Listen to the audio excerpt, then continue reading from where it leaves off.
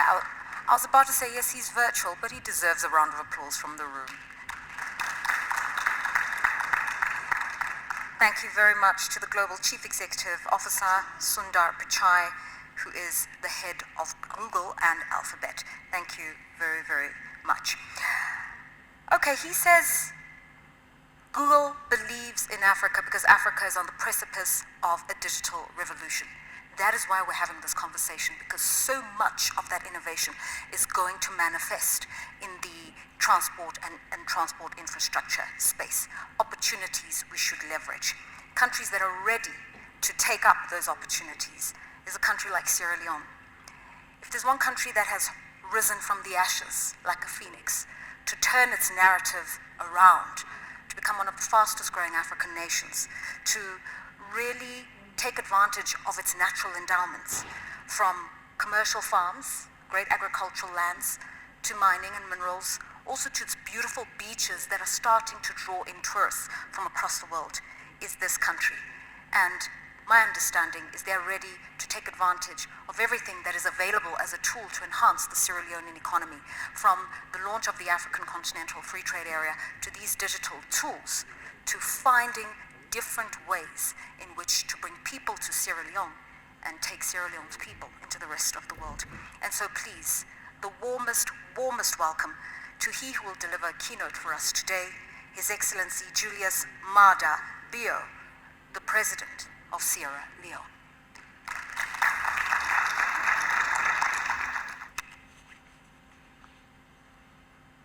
Mr. Sundar Pichai, the Chief Executive Officer of Google, who just addressed us.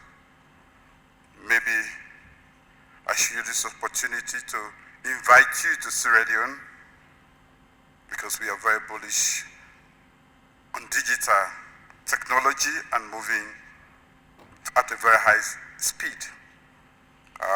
This is an invitation extended to you. Distinguished ladies and gentlemen, I want to start off today's statement by commending UNECA for bringing us together here this morning to discuss how we can accelerate our collective effort towards realizing Agenda 2063. No doubt, there is a direct correlation between market and resource accessibility, economic productivity, economic diversification, and job creation on one hand, and a balanced and mutually beneficial regional economic development on the other. The missing centerpiece, however, is a deeper engagement on investment in transportation infrastructure. This year's theme, investing in multimodal transport, to optimize the benefits of Africa Continental Free Trade, a focus on air transport and tourism, therefore resonates very well with strategic thinking that informs some of our development plans in Sierra Leone. So this opportunity to share some of my thoughts and listen to all the leaders, policymakers, and experts is truly welcome. Thank you, UNECA, for inviting me to this forum.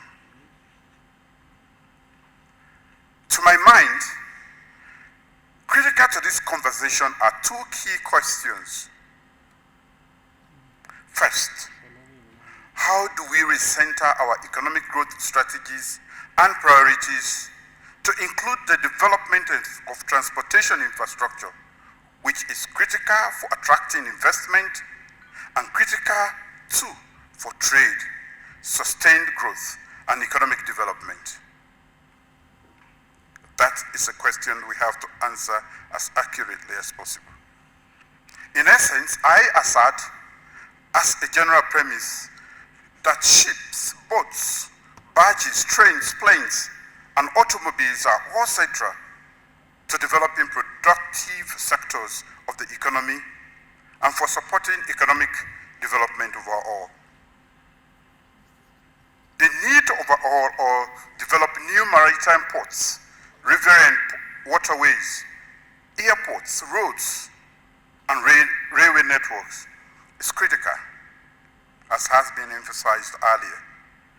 We therefore need financing streams to either revamp existing transportation infrastructure or develop new ones.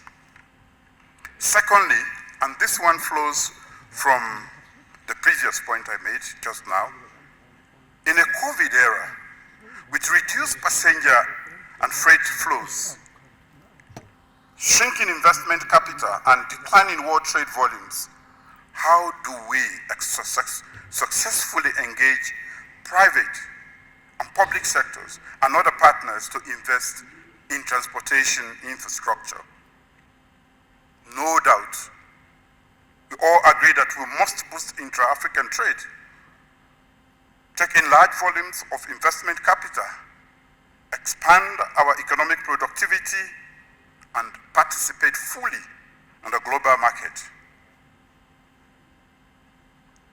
Part of why Africa Continental Free Trade Agreement is so important to the future of economic prosperity of Africa is that it is the pathway for accelerating shared economic growth and prosperity through greater economic integration. But poor transport infrastructure and the comparatively prohibitive existing cost of transportation to, within, and out of Africa are among major constraints that impede economic productivity and economic integration in Africa. Maritime, air, road freight volumes are lower. This has implications for other sectors of the economy, including manufacturing, mining, agriculture, and tourism. Some of the reasons for the poor transport infrastructure include dwindling public finance investment in transportation infrastructure. As it is, governments are contending with high debt burdens, rising inflation, generally low productivity, etc. This has further worsened with the effect of COVID-19 pandemic on African economies in general. Private capital has been unable to support the wholesome development of transportation infrastructure. Ladies and gentlemen, how do we go beyond these? It's an imperative because Africa must move forward. First, the ratification and implementation of intra-African agreements that facilitate trade and economic development is important because it improves connectivity and reduces costs. Following the ratification of the African Continental Free Trade, Sierra Leone was one of the first states to take the proactive step of drafting and validating a new national trade strategy developed with the support of UNECA.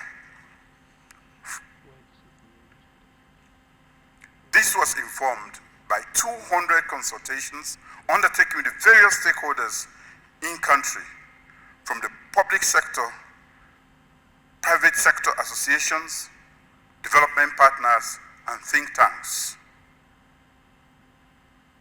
Beyond policy, we are looking for opportunities and possibilities.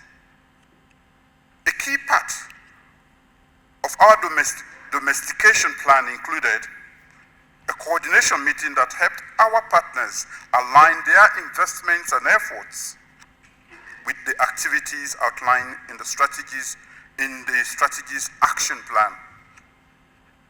As a result of implementing the AFCFTA, we are also working with UNECA to update our industrialization policy and strategy on special economic zones in line with expected structural transformation of our economy. For smaller countries like Sierra Leone, integrating with wider market is essential to our economic growth and diversification. It is only by accessing a wider market that our businesses can scale up production and attract investments in diverse sectors. It is only by participating in these larger markets that our producers can add value to our raw materials and supply inputs to regional value chains.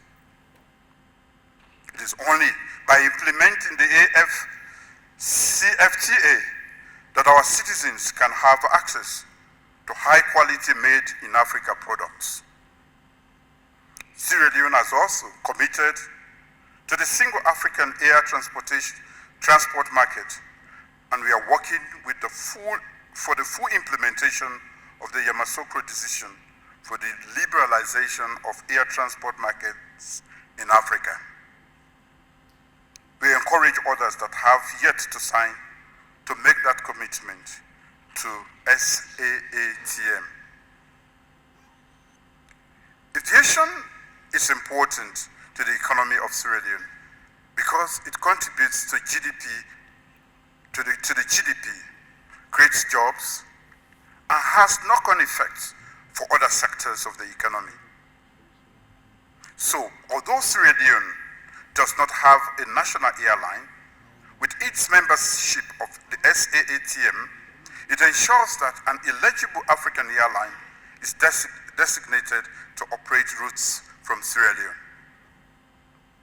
Additionally, by acceding to bilateral air service agreement, Sierra Leone has adopted liberal principles in negotiating air service agreements with a number of African states by removing restrictions and barriers on capacity, tariffs, and ownership control.